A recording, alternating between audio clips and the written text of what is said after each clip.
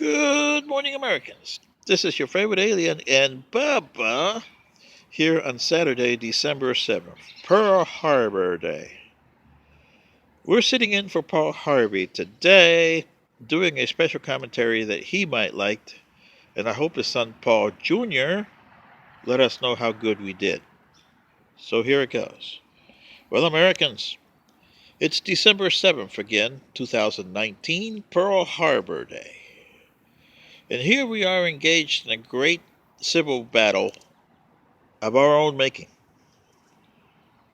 with a president that doesn't understand what a presidency is, a Congress that doesn't understand what laws are, and a Supreme Court that unfortunately is sitting in the sidelines because nobody's asked them.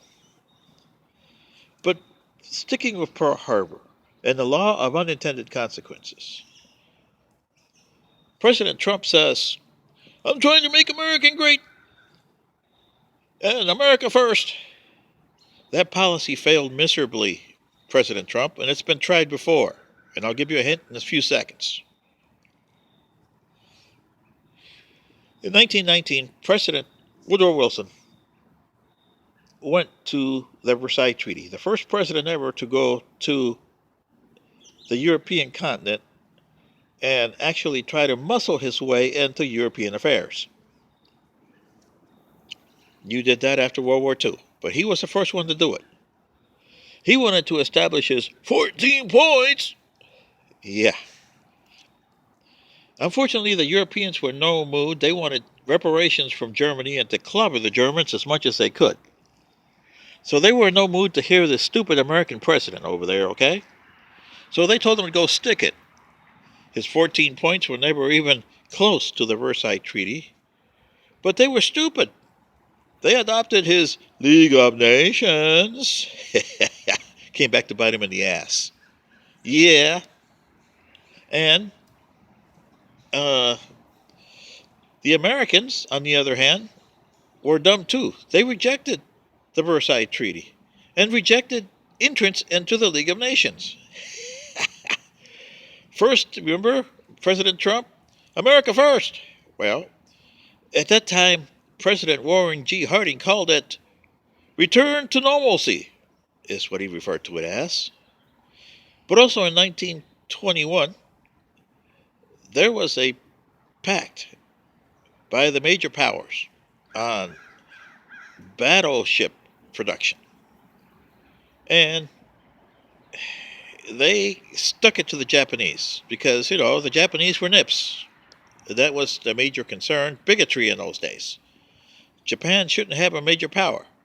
And it was because it was one of the winning sides of World War I.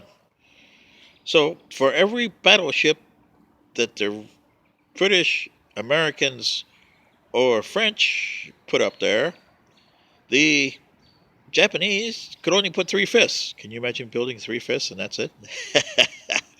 Well, you can imagine what that did to the Japanese. The Japanese were in a unique situation because they have to import everything. And the Europeans and Americans the Americans were isolationist. They could care less what's going on over there. And the Japanese were getting shafted by the Europeans. So they had to find which ways to go. And unfortunately, it created havoc in their own country.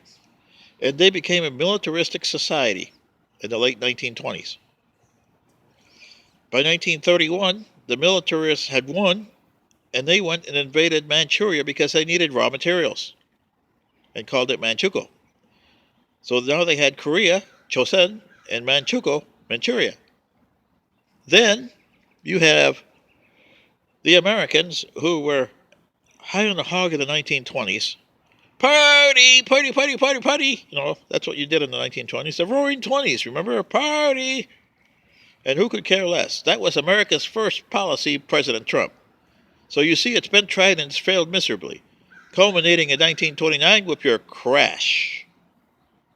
But also in the 1920s, Italy had the same problem Japan did, and they became Mussolini's power. Yeah. A decade later, we had Adolf Hitler. So you see these isolationists, what that did? Then President Roosevelt Franklin became president in 1933, and he became to uh, an anti-militaristic policy and lent lease to the Europeans later on. But he became very antagonistic towards the Japanese. The Germans, not so much, but the Japanese, yeah. He started cutting off shipments of this, shipments of that, and that antagonized the militarists over in Japan. That's a law of unintended consequences, which you guys never learned, and you guys got hit again in 60 years later in 2001, September 11th. But going back to Pearl Harbor, that's why the Japanese attacked Pearl Harbor on December 7th, 1941. They needed the Pacific to be their own. The Americans and President Roosevelt knew that was going to happen because he moved his base from the coast, California coast, to Pearl Harbor. And then he put an unexperienced Admiral, Kimmel, when he had Nimitz ready there. Why did he put Kimmel in charge? Because he needed an excuse to get out of this isolationist movement that gripped the Americans. America first, according to President Trump. President Roosevelt was, we need to do a coalition here. And he wanted to get involved in the 1930s issues that was causing a lot of problems worldwide on the planet. Well, the Japanese gave him an excuse. He antagonized them, especially when he cut the production of scrap metal and oil to them. That was the last straw for the Japanese. December 7th, 1941, they attacked. And they planned 3 waves. And here's where they went wrong. The first 2 waves devastated Pearl Harbor badly.